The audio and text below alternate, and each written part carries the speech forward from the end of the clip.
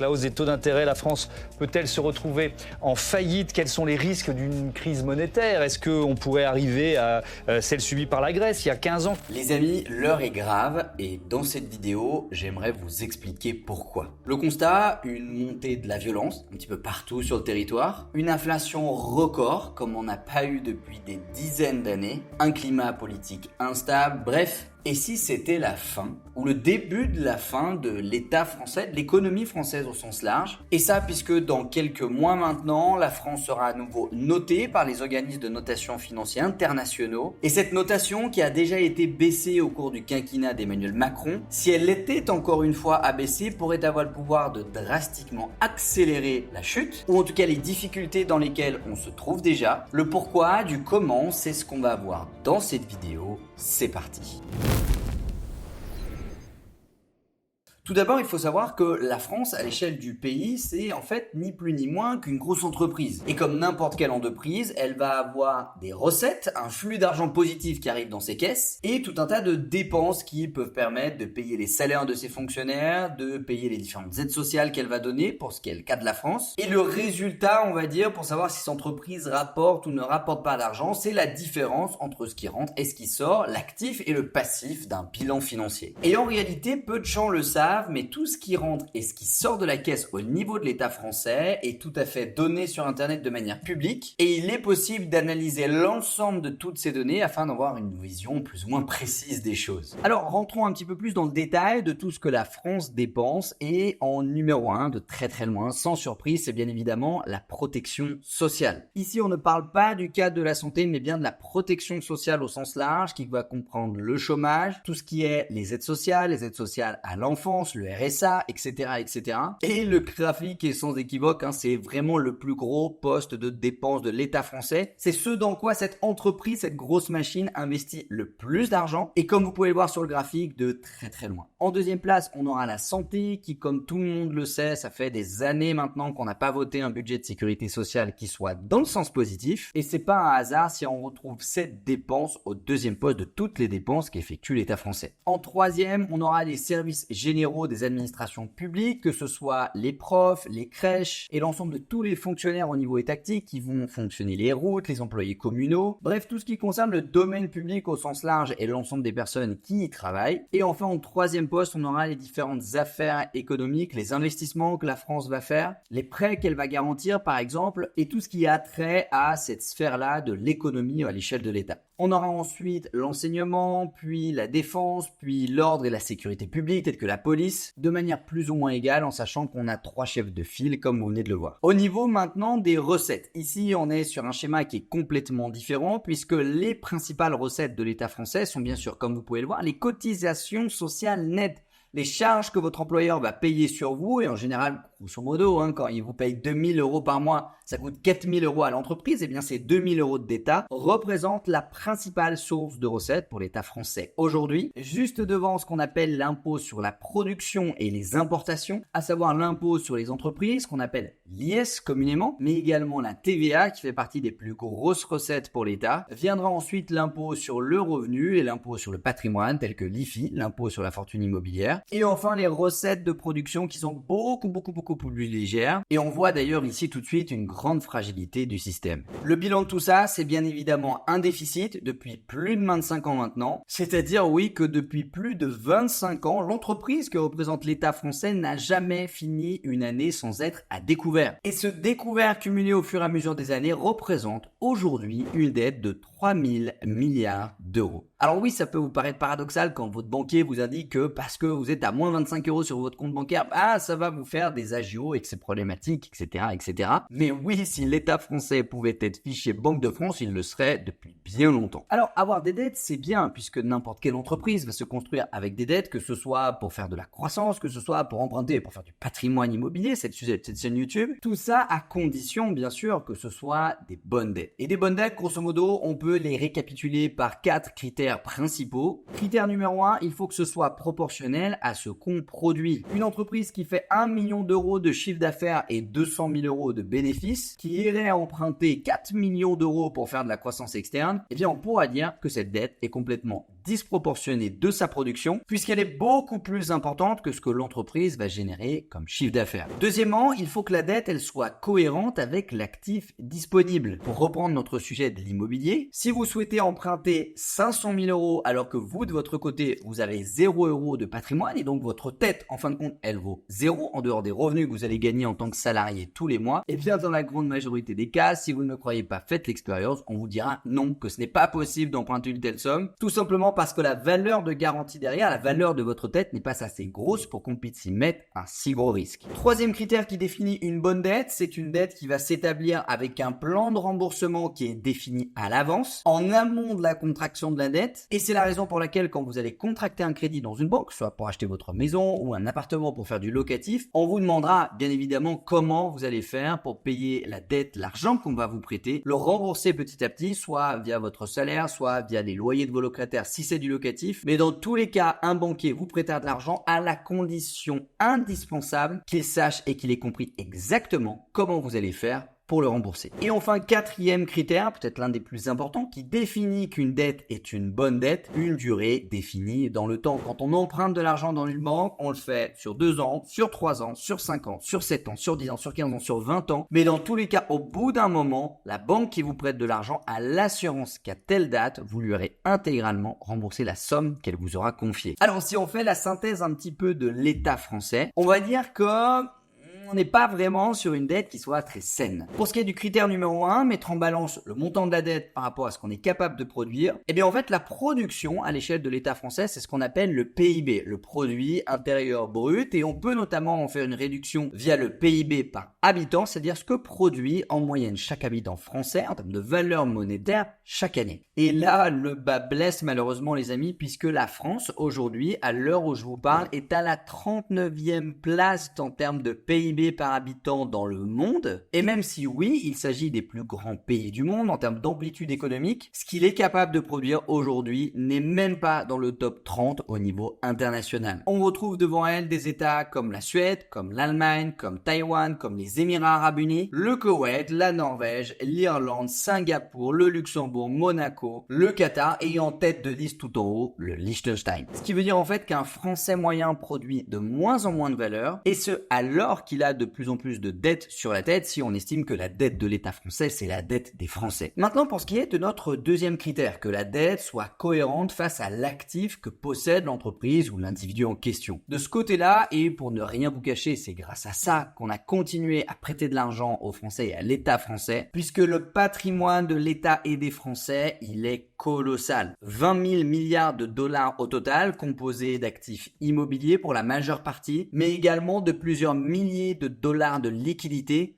présents sur les livrets A, les assurances vie, les PEA, les PEL de l'ensemble des Français qui, vous l'avez compris, couvrent largement le montant de la dette, puisque rien que le patrimoine des Français hors l'État français et hors immobilier est équivalent à 6 000 milliards d'euros, ce qui veut dire que si chaque Français donnait la moitié de ce qu'il a sur son compte bancaire à l'heure où je tourne cette vidéo, eh bien nous aurions tout simplement la possibilité de liquider à zéro le montant de la dette française. Donc oui, la dette qu'il y a entre l'État français par rapport au patrimoine que possède l'État français et les Français au sens large, encore une fois. À titre personnel, je suis beaucoup plus endetté que l'État français par rapport à mes revenus. Et comme on l'a vu, le but du jeu, c'est que ce soit des bonnes dettes. Enfin, troisième critère, et c'est peut-être là que le bas blesse le plus, un plan de remboursement précis et établi à l'avance. C'est le gros problème actuellement, c'est que aujourd'hui, les 3 000 milliards de dettes qu'on a contractées au fur et à mesure des années, personne n'a une seule piste sérieuse pour savoir comment va-t-on faire pour le rembourser. Et tout simplement parce qu'en fait, pour rembourser des dettes, eh bien, il faut tout d'abord arrêter d'en contracter. Et pour arrêter d'en contracter, il faut arriver à faire un bilan qui soit à peu près à l'équilibre à la fin de l'année. Sauf qu'un bilan à l'équilibre, pour ce qui est de l'État français, ça ne s'est pas vu depuis 1974, les amis. Alors, sans dédramatiser, j'aurais 3 remarques principales par rapport à ces constats. Numéro 1, comme vous l'avez vu, le PIB par habitant n'est pas bon et dans les faits, il l'est de moins en moins. Si on regarde ce graphique qui récapitule le PIB par habitant en dollars courants pour différents pays tels que la Suisse, le Royaume-Uni, la Suède, la France et l'Allemagne, on s'aperçoit de 1 que la France est bien moins bonne que ses voisins, ce qui veut dire qu'un Français moyen produit beaucoup moins qu'un Allemand. Mais on voit aussi, grosso modo, que depuis la crise de 2008, la capacité de production des Français n'a fait que stagner, voire même baisser au fur et à mesure des années. Ce qui veut dire que malgré le processus industriel, malgré les conditions de vie, malgré une meilleure éducation, malgré plus d'aide sociale, tout cela n'a pas permis aux Français, en moyenne, de produire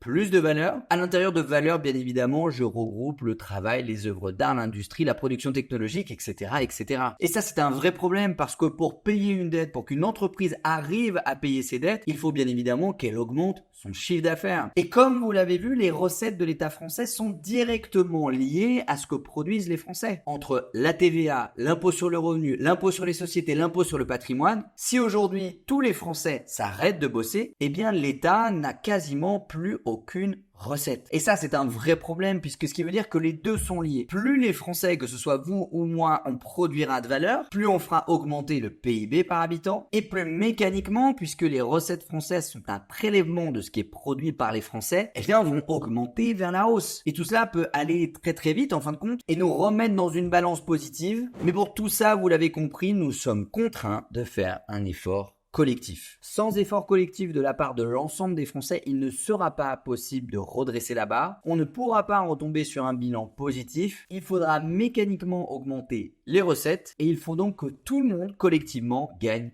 plus d'argent. Deuxième remarque sur ce constat, l'État ou n'importe quelle entreprise, en fin de compte, quand elle veut avoir un meilleur bilan à la fin de l'année, elle n'a pas 36 000 solutions. Grosso modo, elle en a que 3. Solution numéro 1, je réduis mes dépenses. Je donne moins d'aide, je donne moins de chômage, je paye moins bien mes fonctionnaires, voire même je supprime des fonctionnaires. Et comme vous l'avez vu, la principale piste pour effectuer des économies à l'échelle de l'État français, c'est bien évidemment la protection sociale, puisque c'est là où nous dépensons la plus grande quantité d'argent. Deuxième piste, pour avoir un bilan un petit peu plus sexy, qui peut tout à fait être fait en même temps que la première, c'est d'augmenter ses revenus. Sauf que là, comme on vient de le voir, pour augmenter ses revenus, on peut plus taxer les gens. C'est une solution, mais en sachant qu'on est déjà le pays le plus taxé au monde, est-ce que c'est une solution vraiment viable? Et deuxièmement, on peut encourager les gens à produire plus, à faire plus de travail, à être plus productif, pas forcément à travailler plus longtemps, mais à travailler plus efficacement. C'est d'ailleurs une des raisons, un des fondamentaux, on va dire, de la réforme des retraites d'Emmanuel Macron, c'est que si les Français travaillent plus longtemps, on ponctionnera plus longtemps de l'impôt sur leur carrière, et donc on augmentera les recettes de l'État, vous avez compris le schmilblick. Enfin, troisième solution qui s'offre à nous, quand on a une entreprise et qu'on veut un bilan un petit peu plus sexy, c'est de liquider certains actifs que l'on possède. Vendre des terrains, vendre de la propriété intellectuelle, vendre des biens immobiliers. Puisque oui, la France possède un certain nombre d'actifs, un certain nombre de patrimoine, et l'une des solutions quand vous êtes les deux pieds dans la merde et qu'il faut trouver de l'argent, c'est de vendre des trucs que vous avez dans votre maison. Ces trois règles peuvent vous paraître basiques, mais à l'heure actuelle et à l'échelle de l'État, il est très difficile de savoir comment faire et à quel niveau le faire également. Enfin, troisième remarque, un petit peu plus positive par rapport au constat qu'on vient de dresser de la situation actuelle de l'État français. Vous avez compris que le montant de la dette en réalité par rapport à la valeur de notre patrimoine, il est assez faible. On parle de 3 000 milliards de dettes pour 20 000 milliards d'actifs en face. Donc non, a priori, la France n'est pas au bord de la rupture, mais en revanche, les déficits commencent à s'installer depuis maintenant de nombreuses années. Il devient plus qu'urgent de trouver solution. Alors maintenant, et c'est là où je veux en venir dans cette vidéo, au niveau international, par rapport à la manière dont est géré l'argent et dont est gérée l'économie des États au sens large, il existe certaines agences qu'on appellera des agences de notation qui vont, comme son nom l'indique, donner une note à un État ou à une entreprise en fonction de sa sécurité, de sa viabilité financière. Comme vous pouvez le voir sur ce tableau, ces notes, elles vont d'un triple A jusqu'à un triple D qui est vraiment la note la plus basse et qui est en fait la note qu'on obtient quand un État fait défaut sur la dette ou quand une entreprise fait défaut sur la dette. C'est-à-dire qu'à un moment donné, elle n'arrive plus à payer les mensualités. Grosso modo, les marchés financiers sont très sensibles à ce type de note et également l'ensemble des investisseurs au niveau international. Et plus votre note est haute, plus vous aurez de traction économique, plus votre note est basse, plus vous ferez fuir les investissements, les entreprises, etc., etc. Le raisonnement qu'il faut avoir, c'est que plus la note est bonne, plus le risque de faillite de l'État est faible. Et évidemment, si l'État français va pas bien, cela veut dire que ses entreprises iront de moins en moins bien, cela veut dire que ses habitants iront de moins en moins moins bien. Et bref, grosso modo, vous l'avez compris, c'est la cote de la France et des Français qui est par effet de conséquence jugée à l'intérieur de cette notation. Pour établir la note, les agences de notation vont se baser sur plusieurs critères. Premièrement, l'état des finances publiques. Le fait qu'on ait un bilan dans le rouge depuis de nombreuses années maintenant ne joue pas en notre faveur. Même si le regard est assez large, on parle de structuration de la dette, de souveraineté de la dette, de solde budgétaire, de perspective d'évolution. Et c'est là le fait d'avoir autant de patrimoine par rapport au montant de la dette qui nous aide énormément et nous maintient dans, on va dire, les bons élèves malgré tout. Deuxième critère que les agences de notation vont prendre en compte, c'est la stabilité politique. Évidemment, la politique est directement liée à l'économie à l'échelle d'un pays, et ce encore plus quand on parle d'un pays avec le plus fort taux d'imposition au monde. Et c'est donc pour ça que la gouvernance du pays ou des critères tels que le niveau de corruption vont être des éléments importants dans l'établissement de cette note. Troisième critère, la capacité à lever de l'impôt et à mettre en place des réformes. Typiquement, le mouvement des Gilets jaunes qui ont eu lieu il y a quelques années maintenant n'ont pas du tout joué en notre faveur au niveau de la notation, puisqu'on sait que l'État français, la plupart de ses recettes est prélevée par rapport à ce que font les Français, et si les Français ne sont pas d'accord pour augmenter les recettes, mathématiquement, vous l'avez compris, ce qui veut dire que l'État n'est plus capable en réalité d'augmenter son chiffre d'affaires, et vous-même, si vous étiez banquier, vous ne prêteriez pas un seul centime à une entreprise qui n'est pas capable d'augmenter son chiffre d'affaires. Enfin, les agences de notation se basent sur différents indicateurs tels que la croissance du PIB, le taux de chômage, le taux d'inflation, qui sont directement liés à l'économie du pays, raison pour laquelle ces différents paramètres, ces statistiques vont également rentrer en ligne de compte. Alors il faut savoir qu'historiquement, la France, elle est AAA, c'est-à-dire qu'elle a la meilleure notation du monde, qu'elle a perdu en 2012 sous la présidence de François Hollande et de manière plus généraliste l'arrivée des socialistes au pouvoir, et elle est passée du statut AAA à AA. Déjà à ce moment-là, on a vu une fuite de capitaux vers l'étranger avec de nombreux cerveaux et de nombreuses entités industrielles qui se sont délocalisées, et on voit d'ailleurs qu'à partir de 2012, le PIB par habitant a baissé, ce qui, comme vous l'avez compris, est relié. Un petit peu plus tard, 10 ans plus tard, en 2023, la France passe d'un AA à un AA-, noté par l'agence Fitch en avril 2023 pour être plus précis, et par le S&P également le 31 mai 2024, c'est-à-dire pas plus tard qu'il y a quelques semaines, qui viennent confirmer ce AA- et une note qui baisse encore, notamment liée à la politique d'Emmanuel Macron du quoi qu'il en coûte, puisque oui, quand une entreprise utilise la stratégie du quoi qu'il en coûte, c'est bien, ça aide sa population. En revanche, sur le plan économique, ça ne fait que dégrader les comptes. D'autant plus que depuis le début de l'année 2024, certaines rumeurs, certains bruits de couloir, certains signaux faibles parlent du fait que la France, d'ici la fin 2024, pourrait être encore plus abaissé sur le plan de son scoring et passer d'un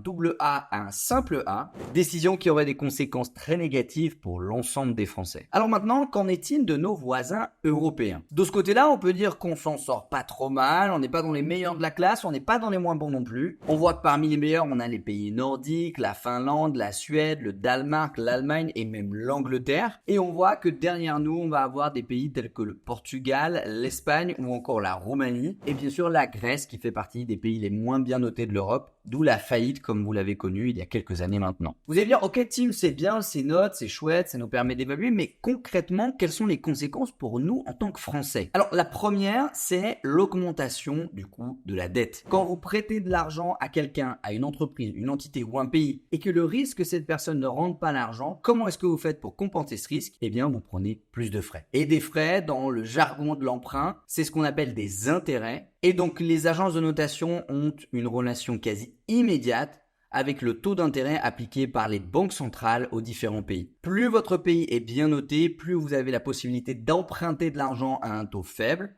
Plus votre pays va mal, plus la note sera faible, et plus donc vous aurez la conséquence d'avoir des taux d'intérêt élevés. Raison pour laquelle, parallèle avec l'immobilier, on a des taux d'intérêt beaucoup plus élevés pour une opération de marchand de biens qu'une opération locative, tout simplement parce que le risque est plus grand et pour gérer ce risque, les banquiers augmentent leurs frais. Enfin, deuxième conséquence directement liée à cette notation, qui est peut-être la plus importante en fin de compte, c'est la perte de business. Plus votre pays est mal noté, moins les gens auront envie non seulement de rester à l'intérieur, pour ce qui est des grandes entreprises, des entreprises industrielles, des TPE, des PME qui réalisent des millions d'euros de chiffre d'affaires, qui emploient des milliers de personnes. Et oui, sans ces entreprises, en fin de compte, le pays ne peut plus tourner, puisque pas d'emploi, pas de revenus, pas de prélèvements, plus de recettes pour l'État. Et si plus de recettes pour l'État, moins d'écoles, moins d'hôpitaux, moins de routes, etc., etc.